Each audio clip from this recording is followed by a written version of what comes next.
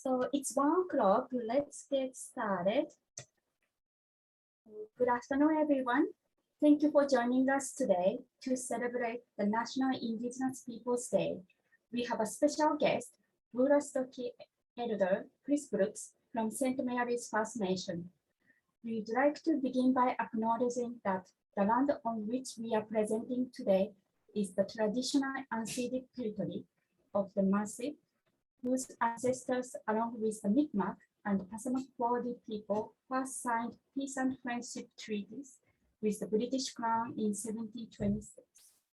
Also, we would like to acknowledge the financial support of the Canadian Heritage Celebrate Canada program, Immigration, Refugees, and Citizenship Canada, and the Nouveau-Brunswick Population Growth Division. Now, I'd like to invite Elder Chris Brooks to present diverse Indigenous cultures and heritage for us. Thank you.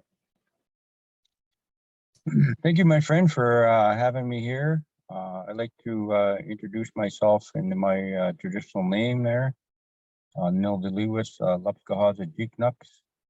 So that those words translate into spotted turtle. As you can see, I got my Jiknuks hoodie on here today.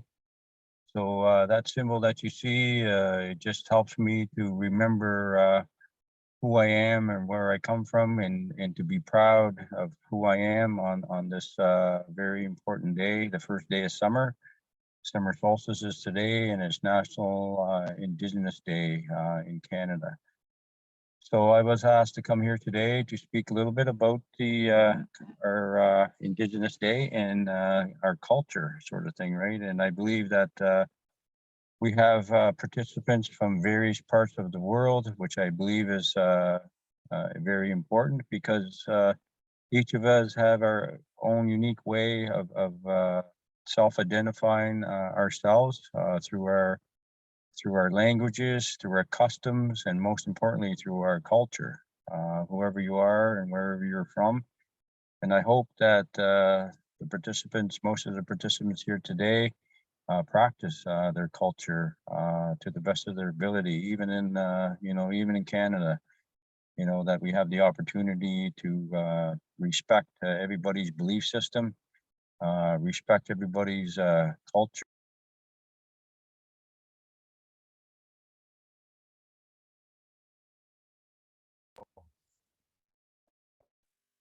All for joining me here today. So first off, I want to just acknowledge Indigenous Day here in Canada, and celebrating Indigenous culture and traditions all across Turtle Islands, which symbolizes North America, South America. There are Indigenous people all over the world, in various parts of the world. And I hope that everybody has a wonderful day today. I'm sitting down here in St. John, New Brunswick. Myself and my friend Elder Victor Bear just got done visiting some Indigenous offenders and other offenders down at the St. John Regional Correctional Center. So we had the opportunity to go down and talk about some of the things that we're going to discuss here today. So culture, Indigenous culture. So what is culture, from your perspective? It's self-identity, it's purpose, it's meaning, it's self-reflection, and connection. All these different beautiful words, which I just could describe someone's culture. As part of Indigenous culture, I always tell people Indigenous spirituality is not a religion. Indigenous spirituality is how you live your life with everything around you. From our belief system, we talk about the earth, water, air, and fire, and all these symbols have meaning behind them. Because we as people sometimes take a lot of things for granted, especially here in North America. We can get clean water right from our taps. We have plentiful of food. We have shelter. We have everything that we need to live a good life. And I know there's people from other parts of the world who struggle with some of these things. And I always give gratitude and thanks every day when I wake up for the things I have, the people, places, and things I have in my life, and for those things that are very important to me. You know, I always think about how I was raised in regards to my family and you know, growing up, you know, in my community, from my perspective anyway, because of government practices, laws at the time, you know, our culture wasn't really strong, you know, I find when I was growing up in my generation. But over time, that got better to where it is today. We have language being taught in school. We have ceremonies being practiced freely in our communities without any harassment from any law enforcement jurisdiction. And, you know, it helps bring that sense of pride and sense of belonging to individuals. You know, because I can hold my head up high and say I'm proud to be a First Nation man here today. And I have my friend Victor Bear with me here as well. And you know, he's proud of who he is and proud of what he does. He's a language speaker. He's a basket maker. So I always want to acknowledge his friendship and what he has done for me ever since I first made contact with him there several years back. And you know, where I can say he's one of my best friends.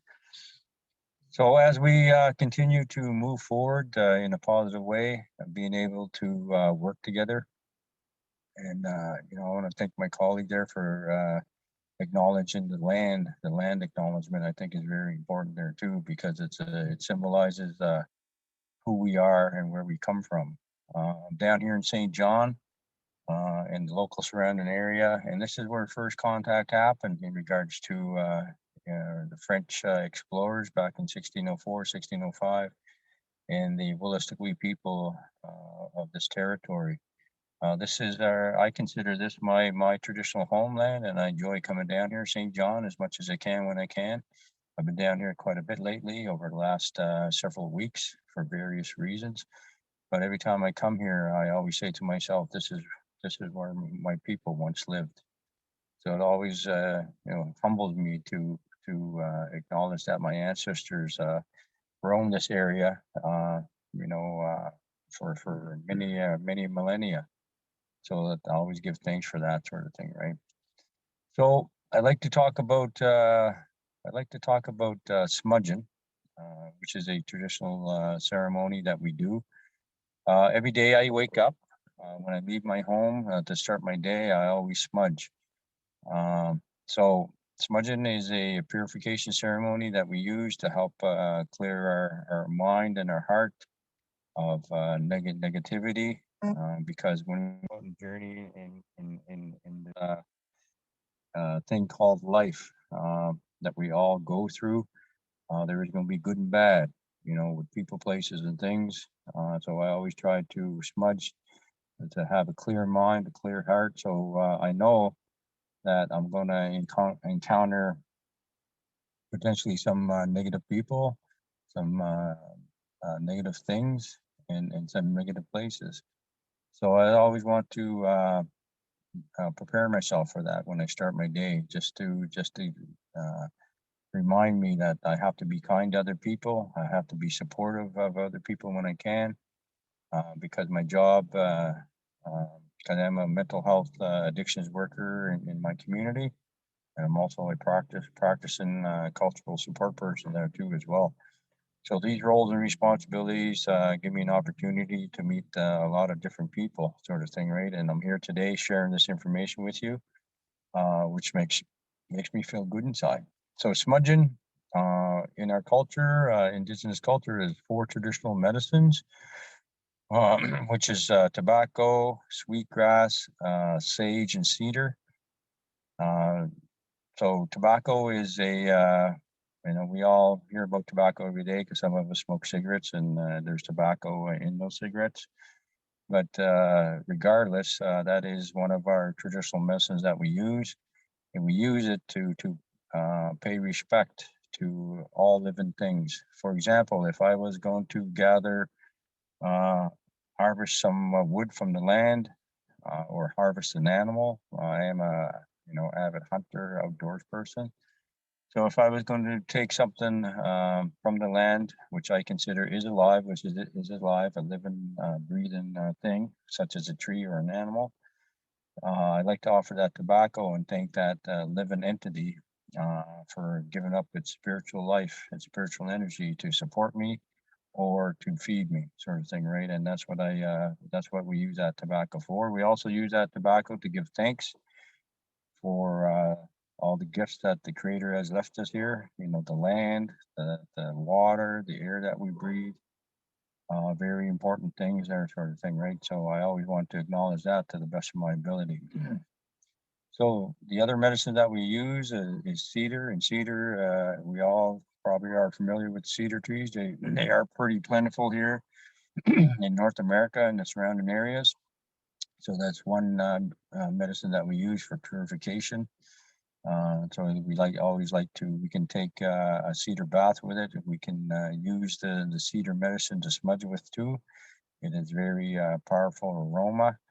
So I like to use that from time to time, you know, when I'm smudging there. I don't use it all the time, but I like to mix it up as much as I can with the other medicines. So the sage, white buffalo sage, soft sage that we use there too in our smudging ceremonies is one that I use all the time. So again, you take that. It would be like a container, a bowl, or a cup. What we call a smudge bowl, which would be an abalone shell that you can gather or purchase, put the medicines in. So you put the medicine in, you light it with either a lighter or some matches, and there's smoke billowing from the smudge bowl. So we take that smoke and we smudge our hands, just like I'm doing here now. So that smoke cleanses our sense of touch, because we touch things with our hands. So I take that smoke, and I just take my glasses up here. So I take that smoke and I take that smoke over the top of my head to help clear my thoughts, close my eyes and give thanks for the day, give thanks for the important things that are in my life. I take that smoke and I start smudging my senses. So I start going through, I already did my sense of touch already with my hands. So I'll take that smoke and smudge my eyes for the gift of sight. I'm looking outside this window and I see a lot of beautiful things here. I see the trees in front of me. I see the birds flying around. I see the ocean. I see the sky. I see the clouds. I see the grass. I see the people who are walking around this area here. I take that smoke and smudge my ears for the gift of hearing. And I smudge these things because when I smudge my eyes, some people are blind. Some people can't see. So these things are considered a gift. And imagine, I don't know if there's any blind participants here today, but just imagine if you lost your sight. Life may be a little bit more difficult, but it can be manageable.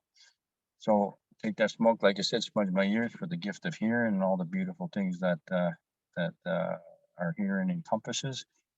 So I take that smoke, I smudge my nose for the gift of smell, right? And all, especially on a day like this and you're outdoors. I know I'm sitting right close to an urban center here, and some of the smells may be pleasant and some of the smells maybe not pleasant.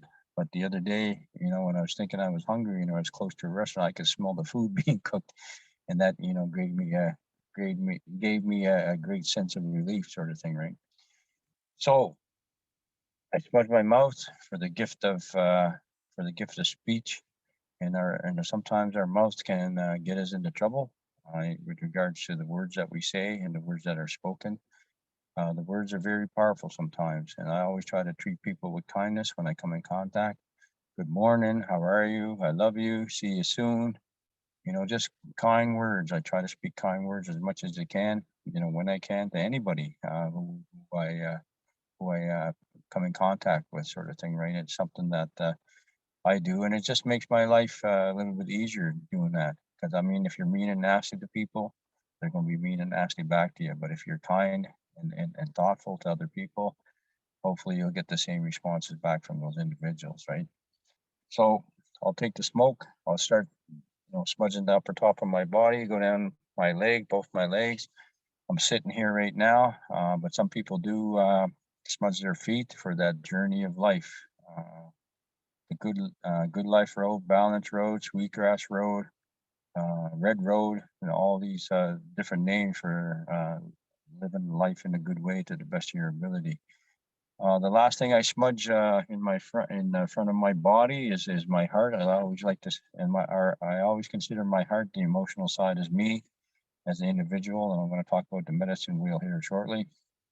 So, the emotional side of myself, I always want to, like I said, just to have pleasant emotions as much as I can. Take, and take the positive with the negative sometimes.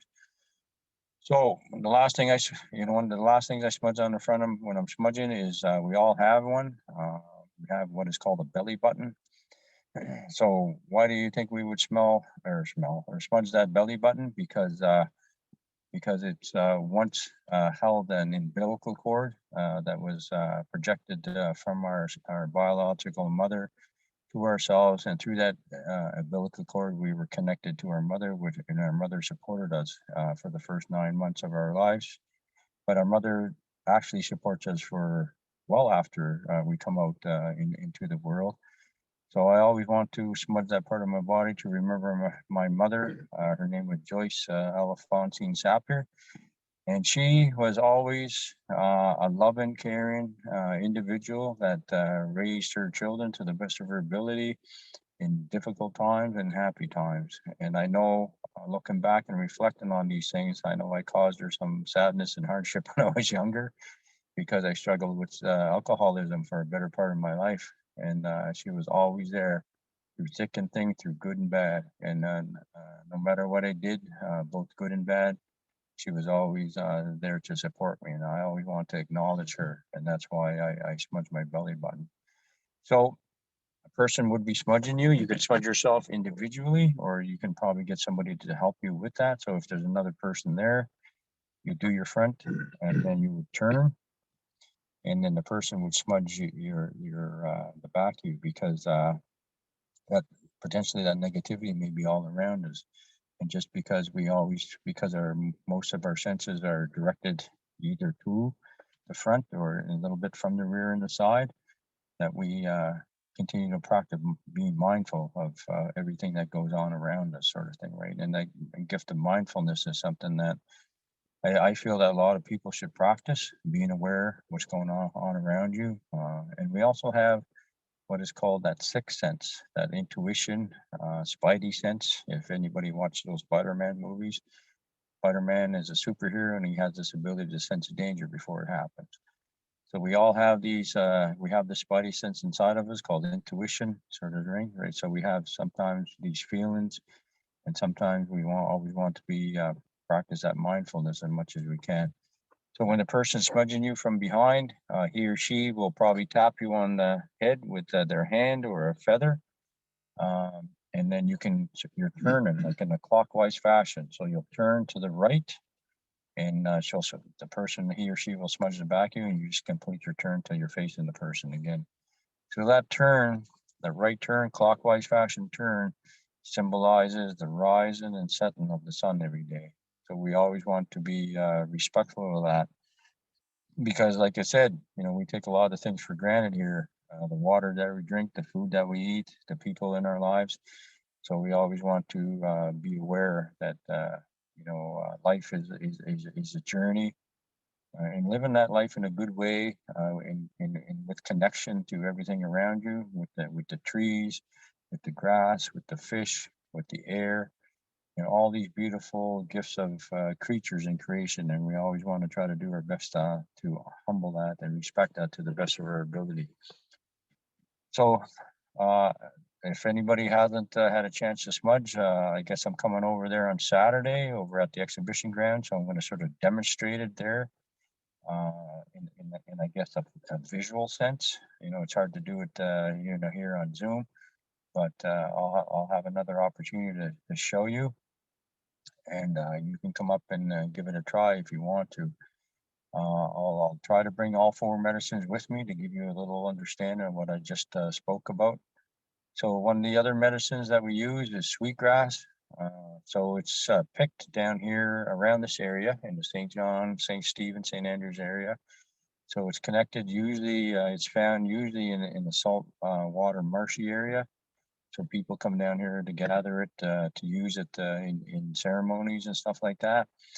So it has a very unique smell, very powerful medicine. It always humbles me. All medicines humble me, but sweetgrass seems to have a very powerful effect when I'm using it. I like to use it from time to time when I can.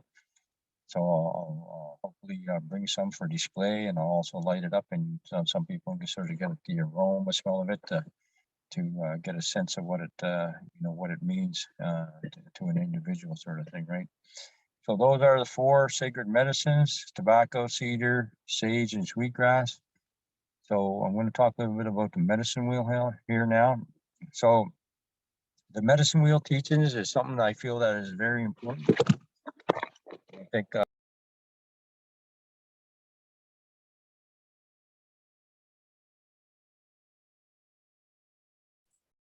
You are muted there, please. sorry, I think I got my flip phone in front of me here. Can you hear me now? Yes, we can hear you. Okay, thank you. So the medicine wheel is a teaching, based on YOU as an individual. So from the Aboriginal perspective, the medicine wheel incorporates the physical, mental, emotional, and spiritual side of you as an individual, and you're in the center of that wheel.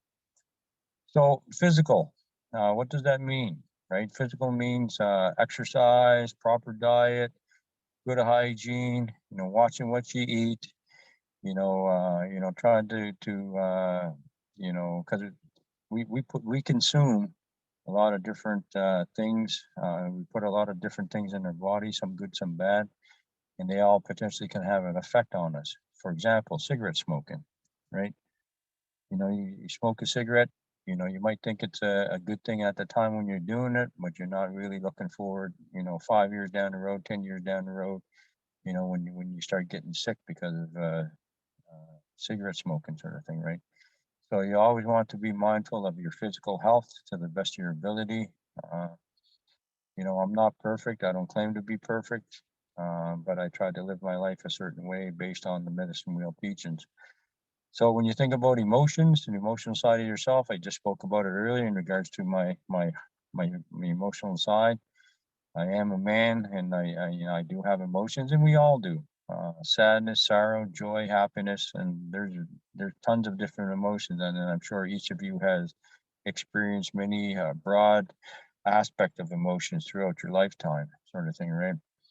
So that's what it's sort of interconnected with the smudge in there too. So when I'm having a bad day, when I'm feeling a little bit frustrated, overwhelmed, stressed out, I use the smudge to help me to refocus, to recenter myself, sort of thing, right?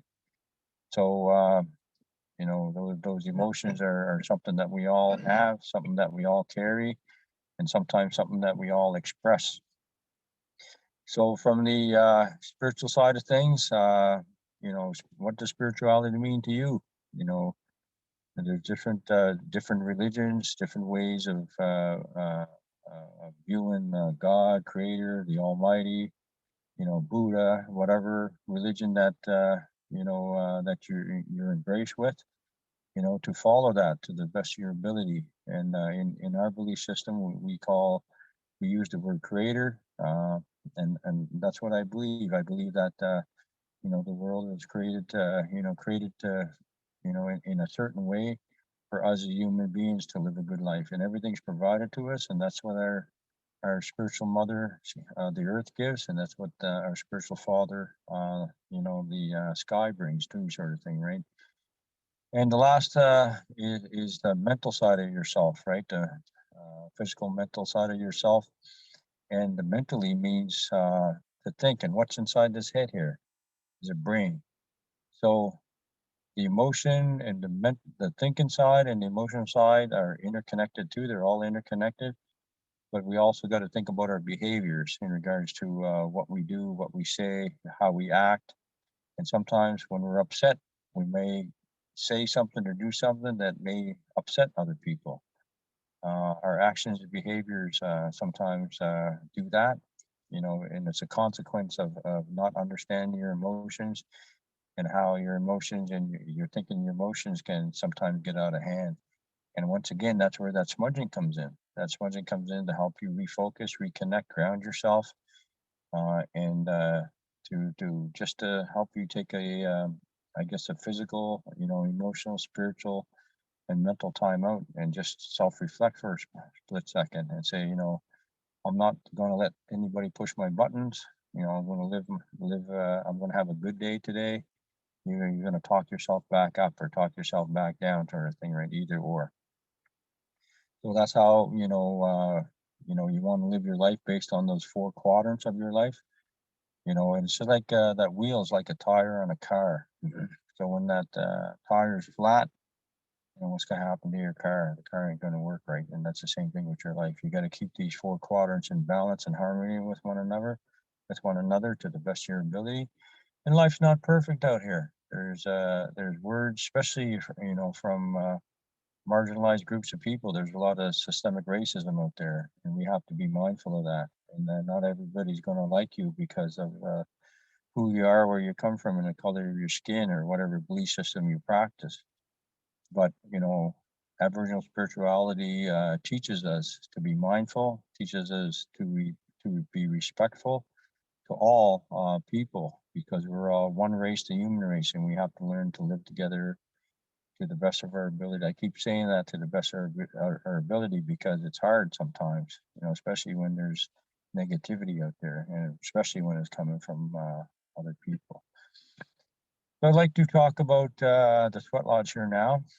So the Sweat Lodge is another traditional ceremony that I have the opportunity to engage in once a week. So the Sweat Lodge is a dome-shaped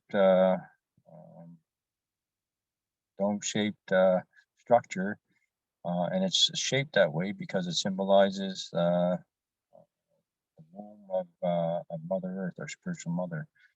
We all have a biological mother, like I said earlier, and a biological father, but we also have a spiritual mother and a spiritual father, like I mentioned earlier. So we go into the womb of our spiritual mother to be reborn, to remember who we are and where we come from. And then when you get in the Sweat Lodge for the first time, it helps you to reflect on that, and to help us to remember or hopefully help us to seek our purpose. And when you have a purpose and a sense of belonging to something in regards to your culture, that's a beautiful thing. For a long time, I was disconnected from my culture. I was disconnected from a lot of things, and how I coped with these things was through alcohol. And alcohol was my best friend, my bosom buddy for a very long time. And I had the opportunity in my journey of life to meet a lot of beautiful people like Victor Bear, who's sitting beside me, listening to me here, speaking on the phone here, and to meet a lot of beautiful people and help me. And some people helped me to reconnect to culture and ceremony. And culture and ceremony is a very important part of my life now. And I don't dwell on the past, try not to dwell on the past, but I always sometimes wonder where I would be right now if I didn't have these beautiful things and beautiful people in my life. And it makes me proud and makes me happy that I do have these things because they do help me, and they saved my life. I was on a journey of self-destruction for a lot of years, and I'm coming down the other side of the mountain right now. I'm a little bit older, hopefully a little bit wiser. But my philosophy now is to have fun, and that's how I live my life. And I surround myself with like-minded people. A lot of Indigenous and non-Indigenous people that come to the ceremonies are my brothers and my sisters, and a lot of them are my friends too as well. So the Sweat Lodge is broken down into 4 rounds. It's like the medicine wheel. In Indigenous culture, you're going to see a lot of 4s. You're going to see a lot of 7s and 13. Because of in mainstream society, 13 is considered unlucky, but that's just their belief system.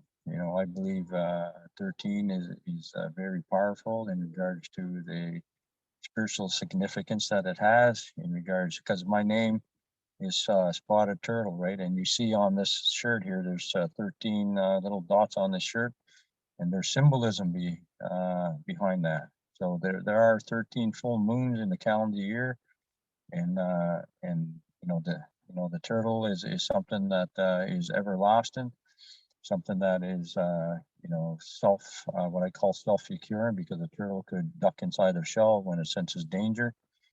So that's my name, Wolastoqi Spotted Turtle, and that's why you'll see when you meet me for the first time, you'll see turtles everywhere. I got stickers. I even got a tattoo on the back of my head. You can't see it now, but I just got that done just recently on Saturday. Beautiful tribal turtle on the back of my cranium, my head there, and it just symbolizes and just brings out who I am as an Indigenous person, and being proud of who I am as an Indigenous person, and then just always remembering the bad times and remembering, and coexisting with the good times. There's been a lot of good, I consider a lot of good things that have happened. And when I decided to practice Indigenous spirituality, to get reconnected to it, there's been more positive in my life than there's negative. Yeah, sometimes I still have bad days, but I also self-reflect on those bad days. And if I make a mistake, I like to learn how to improve on that. And hopefully it's a lesson learned. So getting back to the sweat lodge, the first round is a round of introduction. You'll come into the side the lodge. There'll be an elder inside there. And there'll be 13 stones that are going to come in first to how I conduct it. And that symbolizes my spirit animal, the turtle. And that's why you in those 13 moons in the calendar year. And that's why I use those 13 stones to start the first round. So in the first round of the ceremony, it's a round of rebirth, being reborn, and it's also a chance to acknowledge our ancestors. Our ancestors are people that are not here right now, energies that are not here right now, that are in a different place called the unseen world or the spirit world. And those ancestors are the ones that we always ask for assistance with when we're having difficulties in our life. So the ancestors are helpers of our people, and I'm going to be an ancestor one day. Victor's going to be an ancestor one day. And to be honest with you, I look forward to that day when I'm an ancestor, because in our culture, our ancestors are held in high regard, right? They're a very important part of our journey as Indigenous people, to honor and respect the people that came before us, because they gave us and left us a lot of beautiful things that we have here today, right? Especially in our culture, our language, our traditions. And there were people that came before us.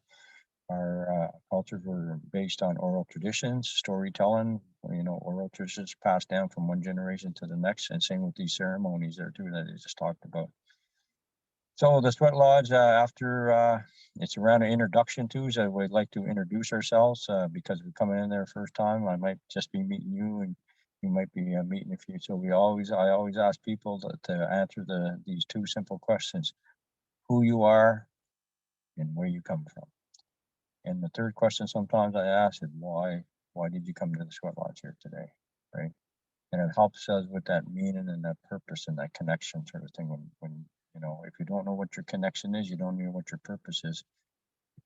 Through Aboriginal ceremonies and traditions, hopefully that will help you find that purpose, because that's what it did for me, to help me find my purpose. And my purpose is to help other people. That's what my purpose is. That's what Jagawaz, the creator, brought me into this world, to help as many people as I can. I may not get a school named after me. I may not get a bridge named after me. I may not get a street named after me, but I just want to be remembered as, Wolastoqi. He helped as many people as he could while he was here. That's how I want to be remembered. So after the first round is done, the door at the Sweat Lodge is closed, and then it's going to be reopened. You can exit, rehydrate, re-energize, drink some water, have some snacks. So we'll come back in, and another 7 stones will be placed inside the center of the lodge. Usually these rocks are heated in the central fire that is connected outside to the lodge. So it's almost like a sauna, but it's a little bit different than that. There is warmth there, and there's also, you know, that connection to our ancestors and to each other as human beings there too. That I guess that one-on-one connection or group connection. So the second round symbolizes everything female in creation, with the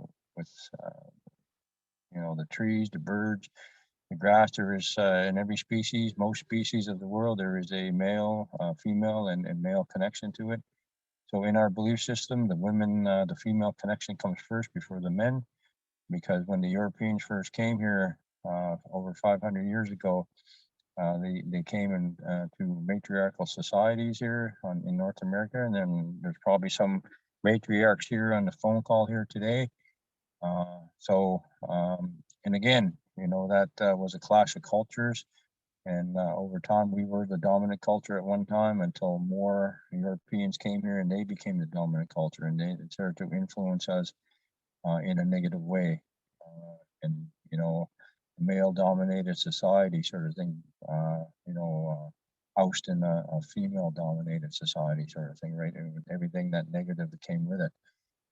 So the beautiful thing about female energy is women can do one thing that we men can't do, is to bring life into this world, and we honor and respect that, you know, and that's what I try to teach, you know, teach myself and teach other men who may still have troubles in relationships with people, so especially females, intimate relationships. So the women that are present in the lodge get a chance to share, or what we call pray. So what is prayer? What is praying, you know, to you as an individual? Right, I can look at Victor and say, I love you, Victor. Have a safe journey home. I'll see you soon. And those kind words that I just, you know, said of him, wishing him wellness and goodness, that to me is prayer. You know, I don't have to get on my hands and knees and put my hands like this to pray. I just have to close my eyes and ask for that goodness and ask for that happiness for people. And that for me is prayer. So you can share out loud in the sweat lodge if you want to. We encourage people to do that, and you don't have to do that if you don't want to. But when you're done speaking, or whatever you've done, whatever you need to do while it's your turn to speak, when you're finished, you say all my relations, and I'm going to talk about that here shortly. I'll talk about it now. All my relations is, you know, that interconnectedness that I just spoke of earlier in regard to everything around you. You know, we're all related. You know, we're all related to the trees. We're all related to the air. We're all related to the water. We're all related to the clouds, the sun, the moon, the earth. Unfortunately, we as human beings have a intelligence, and that sometimes intelligence has caused a lot of harm to the environment, to the earth itself. You know, I'm sitting here in St. John, industrial type of city with resources, oil, and all that other stuff, and where does that stuff come from? It comes from the earth, right? So we always want to be mindful of that, you know, do our best to live our life and leave the earth as we left it. And hopefully it's a little bit better than as we left it, so we can pass it on to another generation of people, sort of thing, right? So after the second round is done, with the doors open again, you take a little exit through the door of the opening of the sweat lodge. You can go out and drink some more water. The next round, another 7 stones will come in, and then that starts the men's round. So if there's any men inside the sweat lodge, same thing. They can have a chance to share, sing, whatever they need to do. But usually with men, sometimes it's difficult because men have trouble expressing their feelings, their true emotions sometimes. And we ask men when they come to the sweat lodge to check their ego at the door, you know, because that ego sometimes gets us into trouble. Nobody's going to tell us what to do, you know. Nobody wants to help me. Nobody listens to me, you know. And but in the sweat lodge, the Creator is listening, and we're all listening for the participants that are there inside the lodge. Because when you come there for the first time, you're going to be part of a family. And what does family mean to you? For all the participants listening here today, family is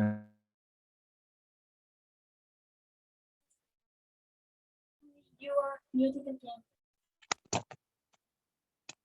Sorry about that again. I got a call on my phone here.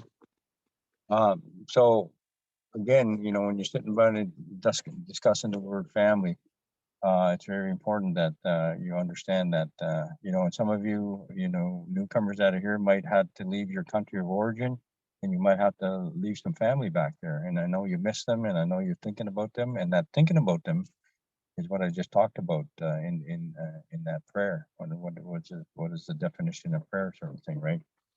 So after the men get to speak, we'll sing some songs there too, and the drum and the songs are something that is very important too. You know, I could talk about this stuff all day, and I wish I had more time, but so maybe I will talk about it. We'll see how it goes. But again, we'll take a little break at the end of the third round, get some more water into us, and we'll come back in. Another 7 stones will come back in. So the last round, and what I've been taught how to do it by my teacher.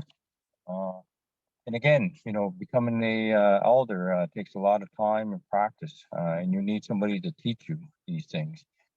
So I was fortunate enough to surround myself with a lot of good people. Some of those teachers are still here, and some of those teachers are not here. And I say that they're not here, but they are here. And I talk about the spiritual sense, right? Because they are here up here, and they are here and here. And I always honor them, and we talk about our teachers all the time. Hey, Vic, in the Sweat Lodge. So that's how we remember them, you know, through our memories and through our emotions and through our heart. So the last round in the Sweat Lodge is a round of forgiveness, because sometimes we as people sometimes do not so good things to one another. And hopefully you can find it in your heart to forgive people that have harmed you, and vice versa, sort of thing, right? So it's we always try to teach that teaching of forgiveness inside the Sweat Lodge, because if you ain't gonna forgive, you're probably gonna hold a grudge, and that grudge people carry for a lot of years. That sadness and sorrow and pain. When I think of residential school survivors there too, sort of thing, right? So, you know, pain and sadness is always gonna, in that trauma, intergenerational trauma, something that people, you know, carry for a long time. And I was one. I only can speak about myself, but I had one myself had carried, you know, some trauma with me in regards to my father, you know, because I blamed my father for a lot of things that happened in my life when I was younger. He was an alcoholic. His father was an alcoholic, and I'm sure his father's father was an alcoholic. And that intergenerational trauma was passed down from one person to the next. And then, you know, I ended up making some bad choices in my life because of my alcoholism. And, you know, it took me a long time to understand, knowing what I know now in regards to assimilation, colonization, the effects of intergenerational trauma, you know, and I was able to let that forgive my father, and knowing, you know, I know now that it wasn't his fault, because there were forces beyond his control that was happening in regards to colonization and to assimilation.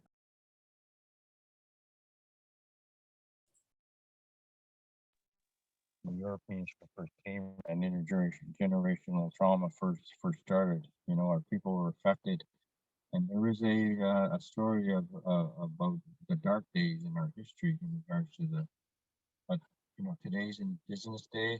I'm proud of who I am, proud of you know, where I come from, and you know, resiliency is something that I think is very important. And I think when you think about Indigenous Day, you got to think about two things. You got to think about reconciliation, and you got to think about being resilient.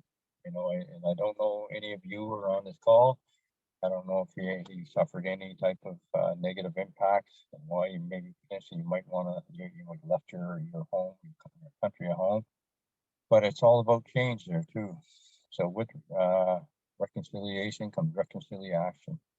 So we as people, that's what we're doing here today. We're reconciling and stuff. And I'm sharing this information with you, and I hope you take some of this information you know, and carry it with you and inside you, in your mind and in your heart, and hopefully you can pass some of this stuff on to other people, sort of thing, right? Because I think the world would be a better place if there was more laughter. The world would be a better place if there was more connection, and the world would be a better place if people just got along, right? You know, big or tall, you know, short, dark skin, light skin, whatever color of your skin is, whatever religious, spiritual connection that you have, whatever your belief system is, you know, and we all got to respect that. And I want to throw out that word respect out there too, in regards to reconciliation and you know, all these beautiful things too, because respect is something that is earned, and respect is something that is given back, hopefully in equal equal number, given to and from.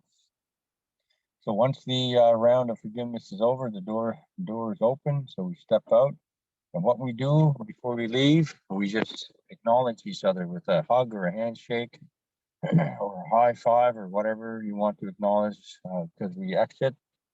Usually, sometimes there's a person outside, which we call the door person, that looks after the fire and puts the rocks, takes the rocks out of the fire. It's a very important job.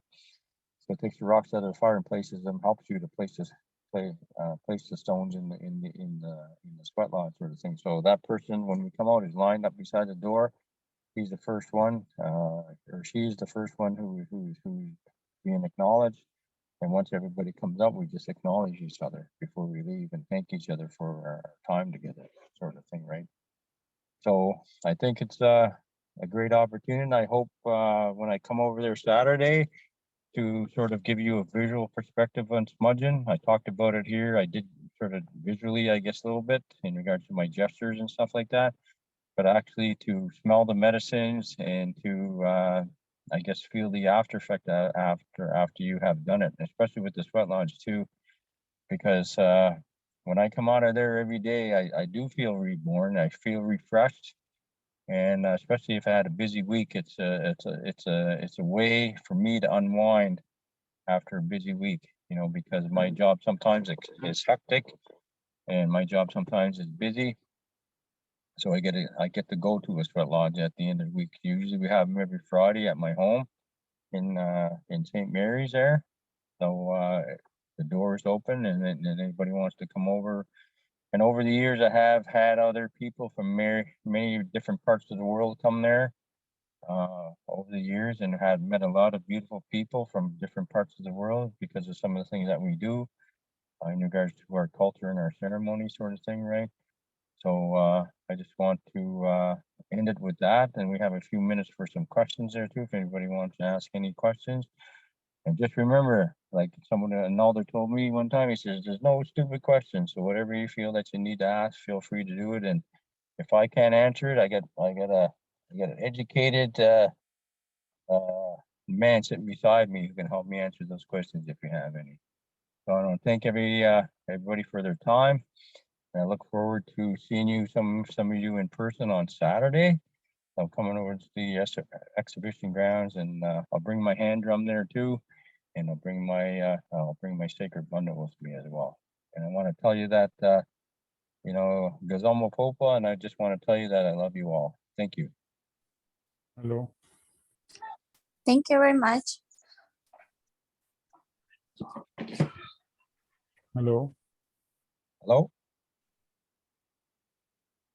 I have some question. Yes, go ahead. Excuse me, because you spoke very fast. I couldn't get some information. I want to know to name all the medicine you have. The medicines I have are sage. Sage. Yeah, S-A-G-E, sage. Yes. Swear. Cedar, S-E-A-D-E-R. S-E-A-D-R. Cedar, like a cedar tree. Are you familiar with a cedar tree? Yes, and the third one? Yeah, that's a medicine there too. And the other one is tobacco. Tobacco. Tobacco, yeah. Tobacco. And I'll bring all this stuff with me when I come on Saturday. So you can sort of, I mean, I can talk about it, but you know, have a visual conception of it there too. So, and the last one is sweetgrass. Please spell it with SWEET sweet GRASS. sweetgrass. Yes. And so you have 4 kind of medicine: sage, cedar, tobacco, and sweetgrass. That is the 4 basic medicine, traditional medicine. Yes. And please name your all of your ceremony.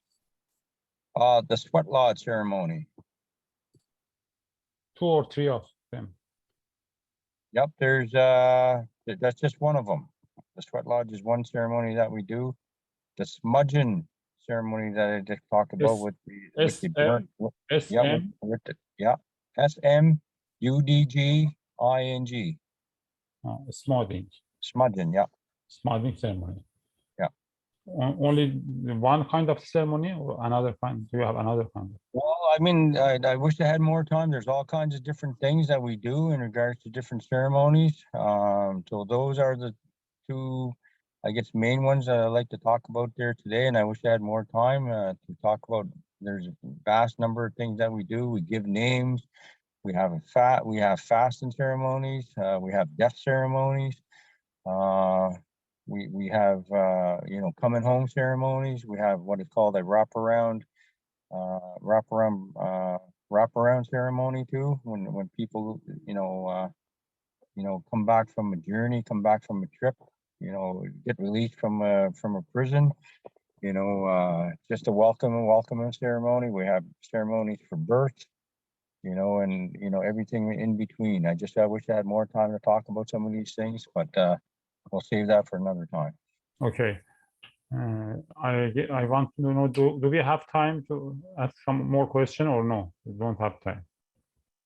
Oh, we got about 8 minutes, so I'm good till 2, I think. Yes, and I want to know, do the indigenous live in a special place in every city? Because I have heard in Fredericton, the indigenous are living in a special places. Is it okay or no? Is it right? Oh, well, we're scattered all over the world, I guess. You know, most places where indigenous people lived are what is called reserves, Indian reserves, First Nation reserves, and in Fredericton there is one close by right in the city called St. Mary's First Nation. There is a term called on reserve, and that means that you're living on the reserve. And there's a term called off reserve, which I am a off reserve First Nation people. The good thing about where I live, my community is right across the street, about what, 10 feet, 15 feet from my home. So I'm pretty connected to my community, even though I'm an off reserve First Nation person. But there is urban indigenous people living in big cities, even though it's not a mainstream reserve per se, but there is urban indigenous people living in the bigger cities, sort of thing, in Canada. And the last question is that your first ancestors came here how much time ago? How, for example, 1,000 years ago, 2,000? Do you know? Well, in our creation stories, we were always here. We in our storytelling, in our history, we always been here. We were born here. We came here, and this is who we are. And that helps us with that purpose and that self-identity to understand that. Some science scholars talk about the Barren Lands bridge that was formed in Russia and in upper North America, and that's how people travel from. But in our belief system, we believe we are people of the earth, and we were born here. This is our homeland. This is where we come from. And you don't have. You mentioned you about your feeling. I have a question. How is your feeling about capturing this land with European people? Capturing the land? Yes. Well, I believe that the land is there to be shared. I know there is land claims and everything else going out there, you know, in the court system and like that right now. But the land is something that is a gift to all people, and the land is something that has to be cared for by all people. The land is shared. Like you can go down a walking trail, and that's land that's shared because everybody's walking on it, right? To honor it, to respect it, and to do your best to try to live in harmony with it. And reconnecting with that land is something that is important. Do you go out and enjoy the fresh air every day? Do you go out on the walking trail? Do you go on the water? Do you go into the woods, hiking, fishing? And that's how I reconnect with the land. You know, when I go out there and just go into peaceful places where I can sit and listen, where there's no cars, there's no jets flying overhead, you know, there's no noise, no background noise. And when I'm in a place like that, it helps me to, and even listening to a stream flowing or a bird chirping, you know, those are very powerful sounds. And that's what helped me to reconnect with the land. So you don't have a bad feeling about the European people who came here or have No, had I don't. I really don't, man. I mean, you know, I'd be wasting energy if I had any bad feelings towards that. You know, there's nothing I can't change it, so I accept it, right? And acceptance is something that we have to learn to be mindful of there too. You know, we can't change the past. The past isn't the past, but we can focus on the now. But we can change potentially moving forward. But when we change and move forward, we have to do it together as red, yellow, and white and black, right? Those four colors. So we, as races of people, we have to work together, you know, to make things better for future generations of all our cultures, of all our belief systems, sort of thing, right? There's so much sadness, there's so much disconnect, there's so much hatred in the world, I find. So if we have to work together and make these things happen. Thank you very much. Thank you. Do we have more questions?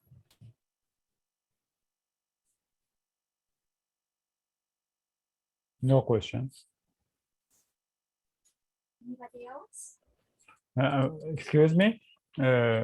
What was the name of language that your ancestors spoken? There's a misconception there, sort of thing, right? The tribe of people here in this local area, that in the Greater Fredericton area, is called the Wolastoqi. Can you spell it? Can you spell it? Can I spell it? Wolasteqiyek.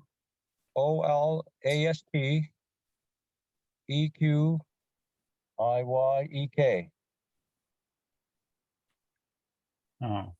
So we speak what is called a Algonquin language. There's several different tribes of indigenous people on the East Coast in this area, that the dialect is similar, but the language is similar, but it may be different at the same time. So there's Wolastoqi, there's Mi'kmaq, there's Passamaquoddy, and there's Penobscot and Abenaki. They're the groups of people that live on the east coast of Canada, a little bit, mostly New Brunswick, Nova Scotia, PEI, and down towards some of the east coast of the US. Thank you. Does anyone else have any questions? No question. So thank you, Elder Brooks, for the meaningful and educational presentation today, and for helping us understand better the indigenous cultures. I wish we have more time too. So yeah, we will invite you back. But yes, we will see you Saturday. We will see you at the Culture Expressions Festival this Saturday. Okay, me and my friend Victor will be there. Thank you. Okay, have a great day, everybody. See ya.